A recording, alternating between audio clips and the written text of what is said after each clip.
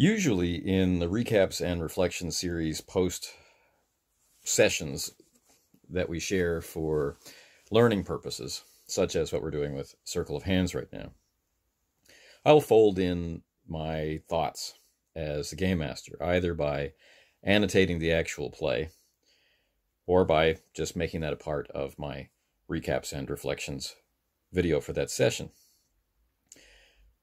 But this time I want to separate that, and maybe I'll continue doing that in the future. So this is not a recap or a reflection. This is really, what was the GM thinking? So this is the kind of stuff that I usually put into an annotated actual play, where I shorten the runtime, and sometimes I interrupt with talking head editorial, and sometimes I put annotations on the screen, or both. The actual play wound up being so long that to annotate it is a kind of daunting process. So maybe that will be something like maybe my second session that I run, or someone else's session that comes later on down the line will do that, to show what mechanics are happening when, and what the instructions of the game are, and that kind of stuff, so that you can watch a session and kind of sit there with your core book and follow along as a example of play. But this time, what was the GM thinking? What were you thinking? This has been on my mind. So I want to share what I was thinking. And I've been thinking for the last couple of days how I would present what I was thinking. And I've decided to do it this way. As the primary tool with which I got to play as the game master, once preparation was done, were the named characters. I want to focus on them. So rather than specific events, like what were you thinking when so-and-so did thus and such, I want to focus on the what were you thinking in the portrayal of specific character. Okay, so here we go. What were you thinking? So let's start with the character of Ermentrude. What was I thinking with that character? When I first designed her, as I mentioned in the preparations video, the venture preparation video for session 1, she was put together with the understanding that she had a far higher opinion of herself than could be matched by reality. And she had become more and more bitter over the many years of her life. She had been basically in service to the community, and for reasons that maybe she doesn't even remember, had become bitter about them, and wanted to get some of her own back. She was just, to the core, a mean person in a profession of caring and service. So again, that issue of duality that struck me so much at the beginning of venture preparation, she is another example of that. So how do I portray this? How do I portray this bitterness, yet this lifelong service? This was a fun thing to think about. And I can get to balance that out with Ina, who is much younger and is on the path to becoming, her mentor. So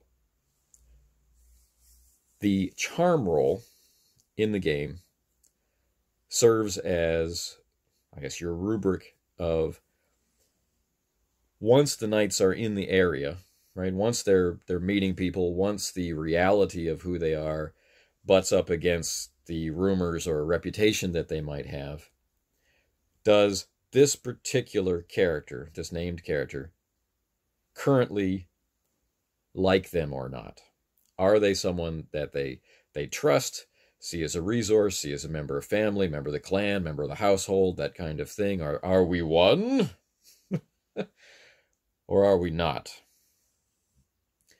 So Ermentrude doesn't like, for example, Black Hadric. But she has this lifelong habit of service. So is she just going to rebuff him, send him away, not communicate with him? No. She's seeking something for herself. She wants something. And maybe she's willing to manipulate and use the people that she doesn't like, not to their betterment. Maybe she seeks to protect herself. So all of this thinking about Ermentrude in connection to Black Hadric, let's say, is happening live as we play. Oh, the charm roll has failed. Obviously, there was no way for it to succeed. So, what does that mean, right? So to me, it meant, here is an actual wizard. And this wizard could take from her the thing that she was hoping would grant her power, the Yoggoth. She needs to keep him as far away from it as she can. She needs to accelerate her plans. She needs to do an awful lot of things to make sure that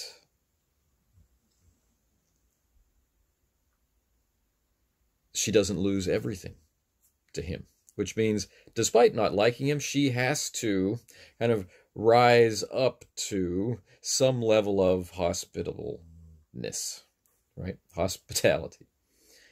She has to be political.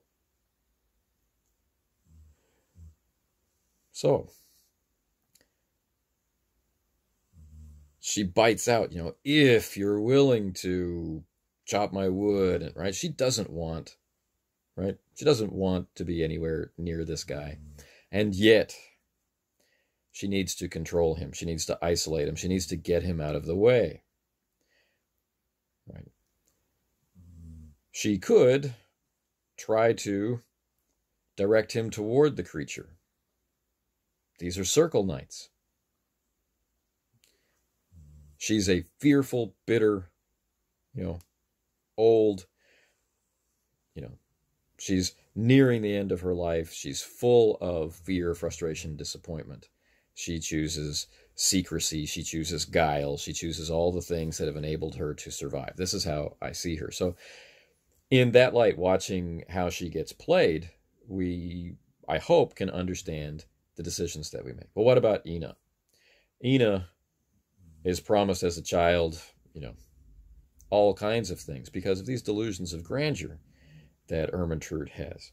And she grows up to serve. She does learn things, She becomes a capable midwife. She's, well acquainted with herb lore. She knows the lay of the land, etc., etc., etc. She has a long life ahead of her in valuable service to this community. But none of the power that she was promised, none of the things, and she's old enough now to recognize the truth. And now, of course, she's on the cusp of too late, right? Too old, right? Too long alone, etc., etc., etc. So, what is she going to do? Well, we see what she does. I think her motivations are far more transparent than Ermentrude because of the tremendous oath taken between Black Hadric and Ina. Right? They come to a meeting of the minds, and she sees the desperation in Ermentrude. She sees the devastation of the village. She sees what they're doing. And I think it's important to note that she doesn't feel altogether guilty. What she seeks is a pass, forgiveness, right? Don't count me among those accountable for what happened, right? And I will reveal all. It's interesting. She makes a plea bargain. So she's a nuanced character despite seeming so simple and so direct. And I wanted to reflect her station. I wanted to reflect her limited education, her stilted worldview, and this is how I portrayed her. Torben was an interesting character. What was the GM thinking with him? Was he unlikable? Was he useless? And we met Torben through back channels, right? We didn't meet him directly. He wasn't a first contact. We met him through the lens of other people who are having problems with him of one kind or another, right? Whether it's the jealousy of Ermentrude from someone who does have a comfortable life, does have success, doesn't really step wrong in the community, and is like her trying to reach, a higher station. Simple jealousy. Or is it someone like Kunisbear who has actual reason to constantly be locking horns? Why aren't you doing this? Because I'm doing this. But the village doesn't need that. Yes, it does. It's this back and forth argument between them. So in this season, in this fall season, when, another year has passed and things have not been done, and now things have to stop for the winter, and, this kind of stuff, we're late getting the food together, and you're still doing this. We need, these two have reached kind of an impasse. So in this season where the Circle Knights have arrived, they encountered Torben perhaps at his lowest social ebb. So they are, I believe, prejudiced against him prior to meeting him. So his portrayal, well, he is old. He's used to having his word obeyed, but he's also used to being within his domain, right? He's the eldest, the most respected, revered of the fishermen, right? You go to Torben for every question you have about your boat, about your nets, about where to fish, what to fish. He's the guy. But now, in this power vacuum of leadership, does he have the ability to be that go-to guide, that wise man for all things? And I see him as having doubt. And so I portray him as pushy, domineering, don't ask questions, do this. There's a right way to do everything. Just, he's obviating, he's deflecting, he's creating as many problems as he's solving. Now, there's one character that we haven't talked about yet, and that's Kunisbear. And he's different in that he likes one of the Circle Knights. They have a good relationship, but he doesn't like the other. And it's natural, right? As soon as we recognize that we're going to have a wizard on the scene, and as soon as we recognize that his charm rolls are definitely going to be hampered in unfamiliar or uncomfortable situations, we know that, as the game indicates, people are going to be awkward, uncomfortable, or distant around him. It's going to take real work on the part of the player to have that character reach a level of trust, the opportunity to, update their charm roll. Kunisbear is portrayed as a confident man. That was really the big hook that I had from him. He is both intelligent, being possessed of reasonable wits, and he is physically capable. He's a respected professional. There is no community anywhere that will not welcome in a skilled smith, and he is a very skilled smith with a unique and rare knowledge. So, he could be portrayed as arrogant, he could be portrayed as greedy, grasping, he could be portrayed as domineering. But I chose his name because what I wanted to focus on was clan, family, and have him be a central point. I didn't want him to be a leader. I wanted him to be confident. I wanted him to be a focal point for, if you grow up to be a man, grow up to be a man like that. I wanted him to be exemplary, but not in the way that we might expect the Circle Knights to be as a force for change, or not in the way that we would expect a chieftain to be as a leader of the people. He's a role model or example, and so that's how I tried to portray him. He keeps his spaces neat and tidy. He's proud of his skill, but he's not boastful. He's focused on ensuring that his family is taken care of, because if you don't take care of your family, and then outward into the community. And that's why he's so passionately locked in struggle with Torben. The old solutions haven't worked. They've brought us here. It's time for something new. So these are the four named characters and how I was conceiving of bringing them to light. And I'm trying to conceive of them separately from the components that they're in. They are, in many ways, responsible for the components that they're in. It's Kunisbear's knowledge and the situation with the Yuggoth, with the demon, with the Urbaja interference, right? So it's not an ongoing assault, right? It's this, we have this chance to rebuild, or we need to rebuild, and then one by one, people are being taken away. So, in a horrific way, informed by the tone of the session, which was squick. So this degradation of humanity. People are being broken down. People are suffering greatly. People have lost their way. They don't know who they are. They're not proud iron folk. They are a broken people with no purpose. And why is that? So let's talk about the Yuggoth. What were you thinking with the Yuggoth? Well, mistakes were made with the Yuggoth. And separate from those, I'm in the moment, and I understand how combat works, and yet for some reason it's just not clicking in the moment.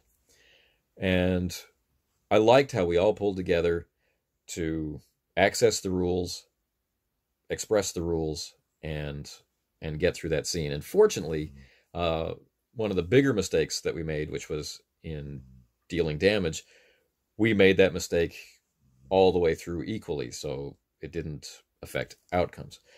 If someone who had run the game more often and could confidently get through it without making any of the mistakes that we made, the outcome would have been very different. But what am I doing with the Yuggoth? The Yuggoth has no particular reason to serve anyone in this venture unless they can bring magical controls against it. But why is it there? I'm left with this question. This thing is there. And this is a thing that does these things, right? This is what I know about it. I can put it into the venture as separate from the usual way it might come up in play, such as summoned by a black wizard. So it's there. So without getting into a whole lot of details, I can imagine that it's left behind from a raid.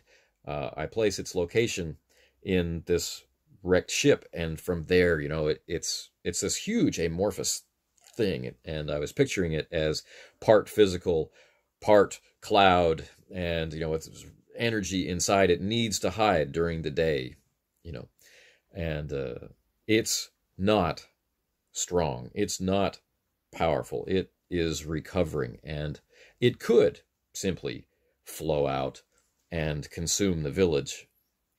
But it needs worshippers, and it wants worshippers. It wants sacrifices. It will reward good behavior, but there's specific ways in which that is done, and nobody here actually knows them. But they have a sense of it. They have a memory of it. They have folklore of it, but they just don't have it.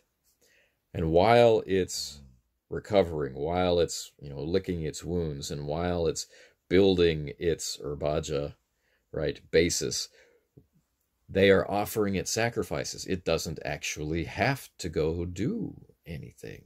It just has to follow this faint trail, right, of this herbal blood trail to a door, and then snatch what it wants.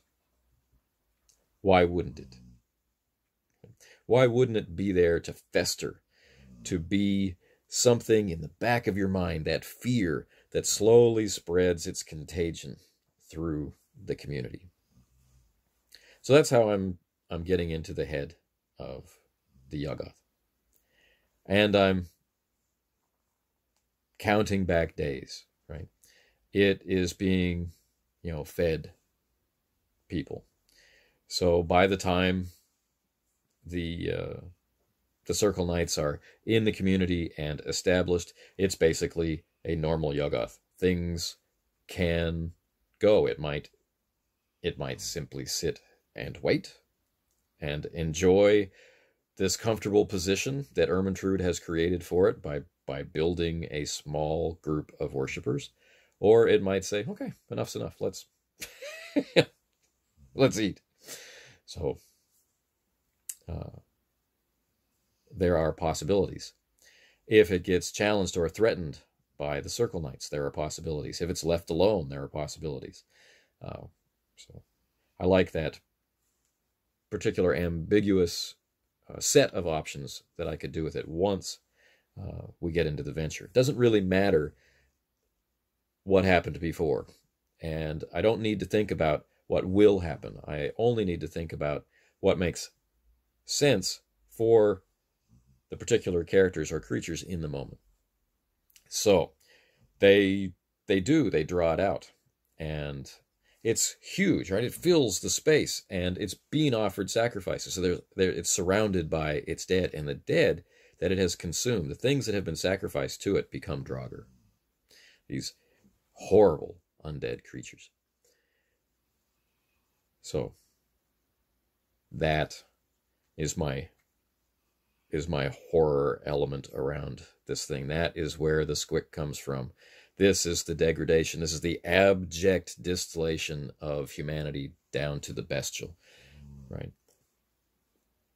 They never actually came on the scene, and for the safety of the Circle Knights, that's fine, but they were there as backdrop. They were there as understanding of what Urbaja does to an area. And the Circle Knights react with wrath, wiping it away, but to no one's betterment. And so I think the Yuggoth served its purpose in terms of the component it was in. Its portrayal, what was I thinking? I was trying to make it fearsome. I was trying to make it hulking and huge and unpredictable and everywhere, and that the attacks are being spread out across the thing, but the cleverness of the players, the awkwardness of my own decisions with the game mechanics, I think balked me. So I don't think that my intentions for the Yuggoth are actually visible, but this is what I was thinking. So, what were you thinking? I was thinking that this venture would be weeks and weeks. And in the back of my head, I was wondering, is it going to go to winter? Are they going to be living in this community, and people are slowly disappearing? Are they leaving, abandoning the area, or has something happened to them? Right. This was the atmosphere that I wanted to build from, and that it was going to take a long time as they settle into the community, as they build ties, as they ascend characters, as play continues. What I got was a much faster burn, which makes me think now in hindsight that maybe I put the characters' motivations too obviously on their sleeves. We want soap opera, but we don't want a narrator saying, and Ermentrude enters the scene thinking that, meanwhile, Ina is plotting. We don't want that kind of insight. Okay, so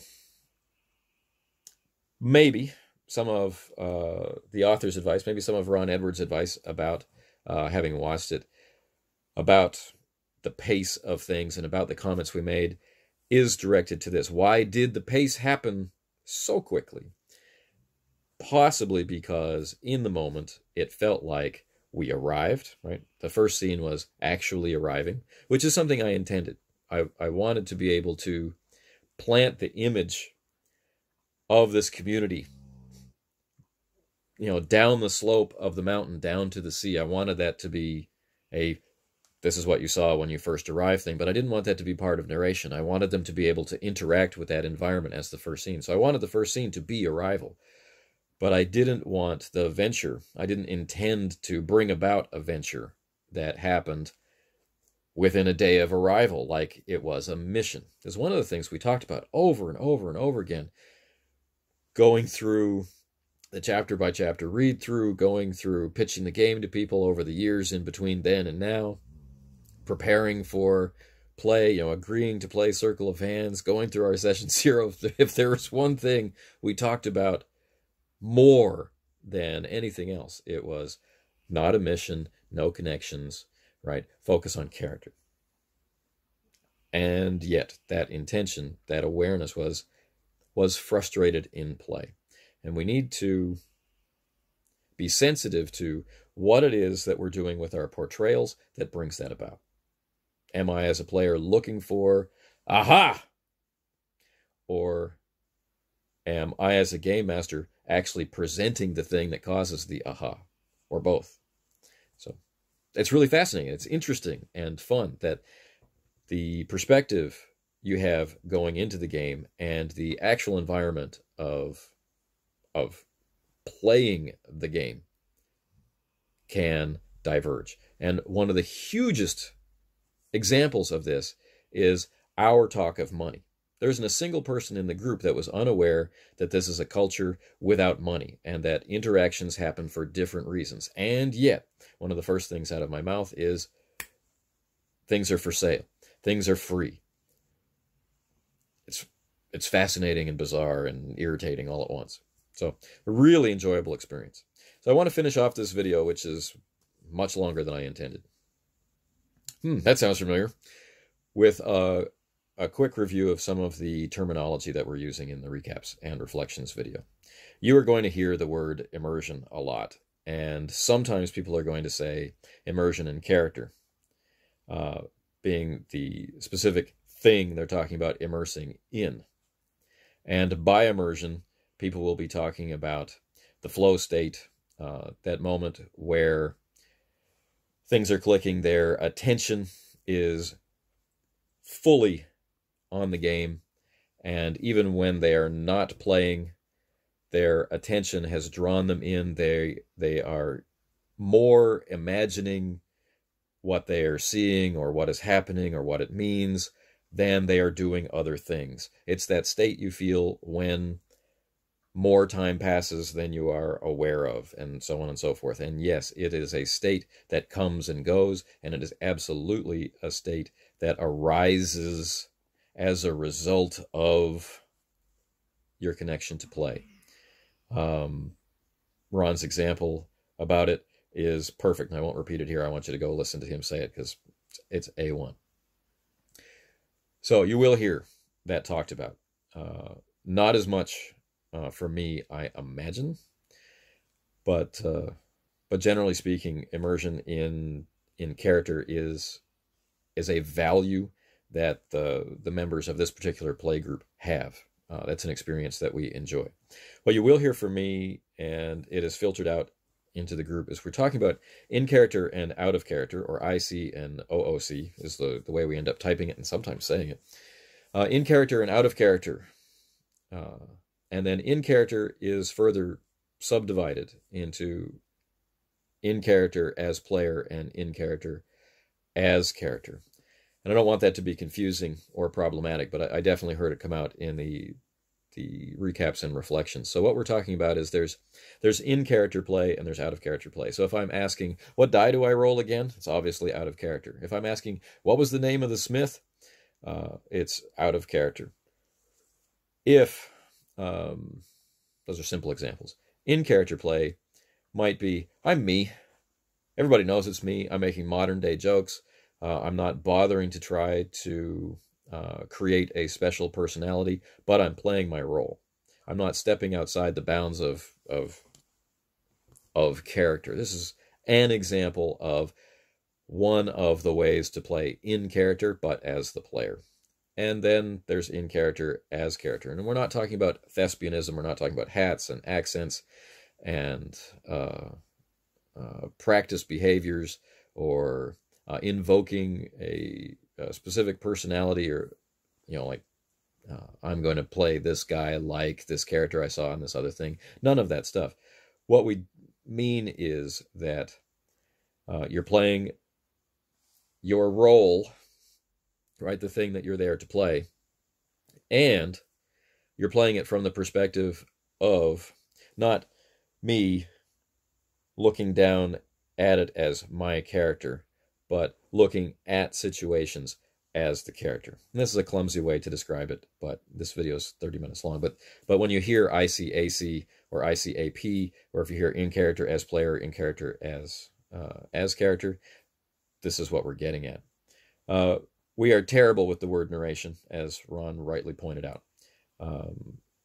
It means a lot of different things in a lot of different groups to a lot of different people, and I tend to be fluid when I use it, and that winds up with using it to mean multiple things, even in the same example, and that's something I'm trying to get away from.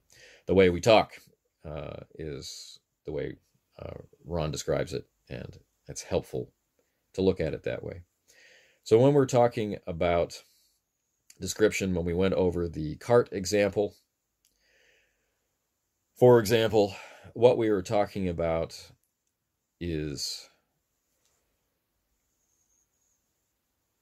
what is really there. And I find it useful to think of what we say in the moment as role players as either being narration or description. In the verb sense, I'm narrating or I'm describing. If I'm describing, then this is talking about statement of action,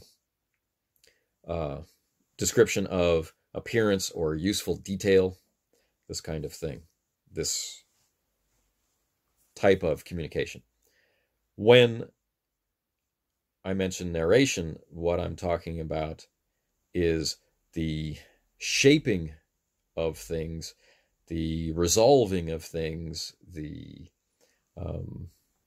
assigning import to things, and so on and so forth. The advancement of time, all of those things fall into the narration category. But what can happen accidentally when describing things is that we can talk about narration as kind of a blanket term for pretty much anything that you say at the table, and that doesn't help anybody really understand what you're talking about. It's just sloppy use of language. So we're trying to step away from that, but it comes out. And in the reflections video, it definitely did. Anything else? No. So I think we'll end this first "What were you thinking?" video at 32 minutes. My apologies.